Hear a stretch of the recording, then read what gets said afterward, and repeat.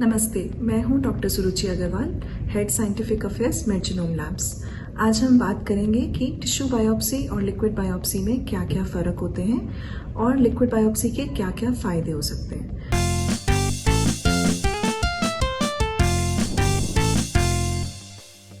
अभी tissue biopsy क्या होता है? टिश्यू बायोप्सी एक ऐसी टेक्निक है जिसमें हम टिश्यू का एक छोटा सा टुकड़ा निकालकर उसके ऊपर जेनेटिक टेस्टिंग या कुछ और टेस्ट्स करते हैं, जिससे हमें टिश्यू के बारे में पता चलता है।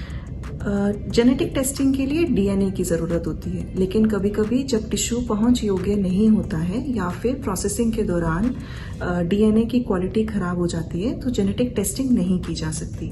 तो ऐसे में क्या कर सकते हैं? ऐसे में हम लिक्विड बायोप्सी करते हैं। उससे पहले हम ये जान लेते हैं कि जेनेटिक टेस्टिंग क्यों ज़रूरी है।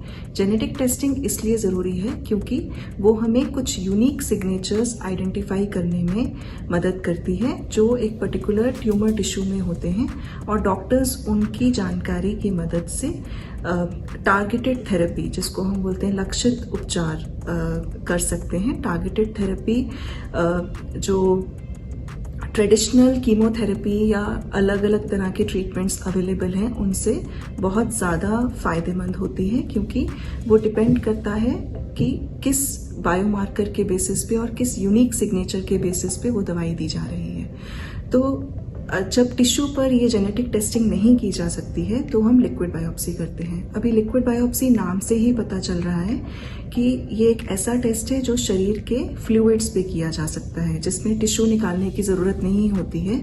जब कैंसर बॉडी में पनप रहा होता है तो जो कैंसर टिश्यू के जो सेल्स होते हैं वो ग्रो करते हैं, वो बढ़ते हैं और वो मरते भी हैं।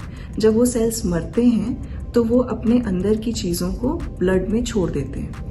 तो इन चीज़ों में डीएनए भी शामिल होता है। तो हम ब्लड में से डीएनए निकालकर, जो कि प्लाज्मा में फ्री फ्लोइंग होता है, उस डीएनए को निकालकर हम जेनेटिक टेस्टिंग करते हैं। तो ये जो डीएनए है ये टिश्यू से ही आया है। तो टिश्यू टेस्टिंग की तरह ही ये हमें बायोमार्कर या उन यूनिक सिग्नेचर्स की जानकारी देता है।